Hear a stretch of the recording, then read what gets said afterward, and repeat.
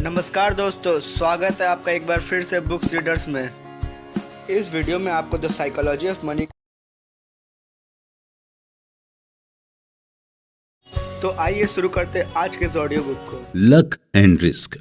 Bill Gates किसी भी introduction के मोहताज नहीं हैं। दुनिया के सबसे अमीर में से एक बिल गेट्स को लगभग सभी जानते हैं। अक्सर हमारे दिमाग में यह सवाल उठता है कि आखिर बिल गेट्स इतने अमीर हुए कैसे। इसे हम बिल गेट्स की कहानी से ही समझते हैं। बिल गेट्स 28 अक्टूबर 1955 में सीटल, वॉशिंगटन में बॉर्न हुए थे और बचपन से ही इनका इंटरेस्ट टेक्नोलॉजी की तरफ था। और जब ये 13 साल के हुए तो इनका एडमिशन लेक साइड स्कूल में करा दिया गया था। लेक साइड स्कूल पूरे सीटल में इकलौता स्कूल था जहां पर कंप्यूटर था। यहां तक कि सीटल की बड़ी बड़ी यूनिवर्सिटीज और कॉलेजेस में भी कंप्यूटर नहीं था। लेक साइड स्कूल में ही बिल गेट्स की दोस्ती पॉल एलन के साथ हो गई थी, जो बाद में बिल गेट्स के साथ माइक्रोसॉफ्ट के को फाउंडर बने। शुरुआती दौर में कंप्यूटर बच्चों के कोर्स का हिस्सा नहीं हुआ करता था, बल्कि इसे एज अ को करिकुलम एक्टिविटी के तौर पर लिया जाता था। बिल गेट्स और पॉल एलन दोनों को ही कंप्यूटर में जबरदस्त इंटरेस्ट था और ये दोनों ही अपना खाली टाइम कंप्यूटर के सामने बैठकर बिताते थे और धीरे धीरे करके दोनों ही कंप्यूटर में एक्सपर्ट होते चले गए। दोनों ही कंप्यूटर पर कुछ वर्क कर रहे थे कि अचानक से पॉल एलन ने फॉर्च्यून मैगजीन उठाई और बिल गेट्स को दिखाई और कहा कि 500 फॉर्च्यून कंपनी में आना कितनी बड़ी बात होती होगी। इसके जवाब में 13 साल के बिल गेट्स ने कहा कि एक दिन हमारी भी कंप्यूटर कंपनी होगी और हमारी भी कंपनी 500 फॉर्च्यून में लिस्ट होगी। और आज हम सभी माइक्रोसॉफ्ट के सक्सेस के बारे में जानते हैं। अब हमारे लिए सोचने वाली बात यह है कि जब बिल गेट्स ने यह बात कही तो उस वक्त 13 साल की उम्र के पूरी दुनिया में 303 मिलियन बच्चे थे। यूएसए में कुल 18 मिलियन बच्चे थे जिनकी एज 13 साल थी।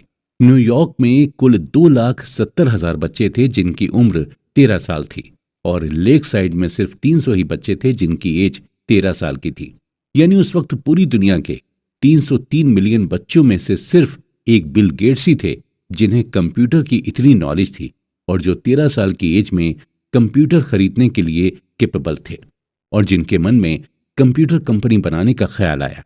बिल गेट्स का यह मानना था कि अगर उनकी लाइफ में लेक साइड नहीं होता तो शायद माइक्रोसॉफ्ट भी नहीं होता। यानी हम ये क्लियरली कह सकते हैं कि आज अगर बिल गेट्स इस मुकाम पर हैं तो कहीं ना कहीं अपने स्ट्रॉन्ग लक की बदौलत ही हैं। हालांकि इस बात से भी हम डिनाई नहीं कर सकते कि वो हार्ड वर्किंग नहीं है, वो बिल्कुल हार्ड वर्किंग है, लेकिन उन्हें इस मुकाम पर लाने वाला सिर्फ उनका लक था। अब हम बात करते हैं बिल गेट्स के एक और फ्रेंड केंट इवांस की। बिल गेट्स और इवांस की फ्रेंडशिप तब हुई जब बिल गेट्स 8th ग्रेड में थे।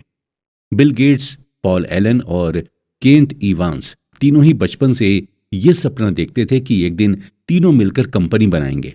यहां तक कि तीनों ये भी डिस्कस करते थे कि कौन सीईओ बनेगा और कौन मैनेजर।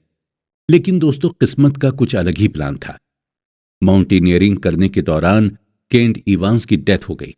हैरत की बात यह थी कि पूरे यूएसए में माउंटेनियरिंग करने के दौरान सिर्फ 36 लोग की ही डेथ होती थी और माउंटेनियरिंग में 1 मिलियन में से सिर्फ 1 लोग की ही डेथ होने के चांसेस रहते हैं। जहां बिल गेट्स के पास लक था वहीं केंट इवांस की किस्मत में रिस्क आया।